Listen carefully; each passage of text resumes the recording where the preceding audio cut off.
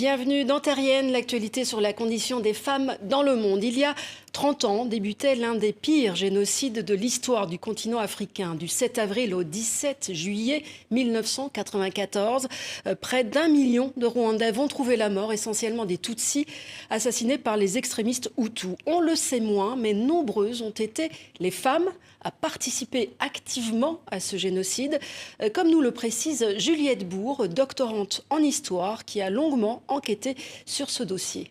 La majorité des femmes génocidaires étaient des paysannes rwandaises. Enfin, c'est représentatif de la population féminine rwandaise de l'époque, qui était à plus de 95% des cultivatrices.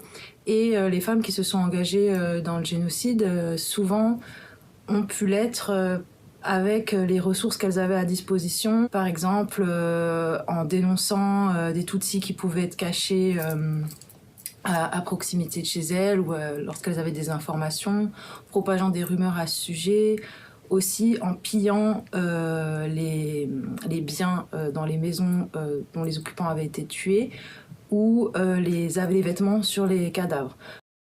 Et parmi ces femmes, il y a eu aussi des notables plus impliqués dans le processus génocidaire mis en place par les autorités Hutus, en jouant souvent le rôle de véritables chefs de guerre. Parmi ces femmes, il y avait aussi des femmes qui étaient des autorités politiques, et moi, c'est celles que j'étudie en particulier.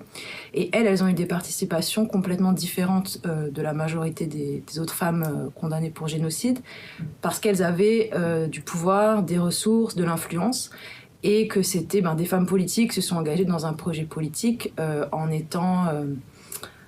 organisant les massacres, en recrutant les miliciens en amont, en les envoyant sur les lieux où il y avait des Tutsis à faire tuer, en organisant aussi pour certaines des campagnes de viol. Et le fait d'avoir été des femmes a jamais stoppé leur engagement dans le génocide. En fait, il faut un peu se défaire de l'idée qu'il y ait une solidarité déjà féminine, puisque ces femmes Hutus, à ce moment-là, elles considéraient plus les femmes Tutsis comme appartenant au même genre qu'elles.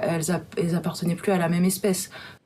Et l'une de ces femmes génocidaires, sans doute la plus connue, est Pauline Nyarama-Souko, ancienne ministre de la promotion de la femme.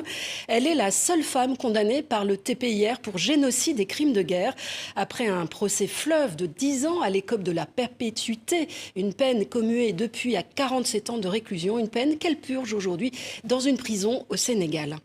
Pauline Nyarama-Souko, qui était ministre de la promotion féminine et de la famille, à son procès, les témoins, quand elles ont venu citer ce qu'elles avaient entendu Pauline Nyarama-Souko dire sur les lieux où elle-même avait été violée, c'est vous voyez ces complices qui restent ici, maintenant faites ce que vous voulez de ces femmes Tutsis qui avant se croyaient supérieures aux femmes Hutus. Quand je l'ai rencontrée en prison l'année dernière, son discours n'avait absolument pas changé par rapport au procès. Elle reste dans une posture de défense d'ordre judiciaire et elle reste donc dans un déni total de ce qu'elle a fait.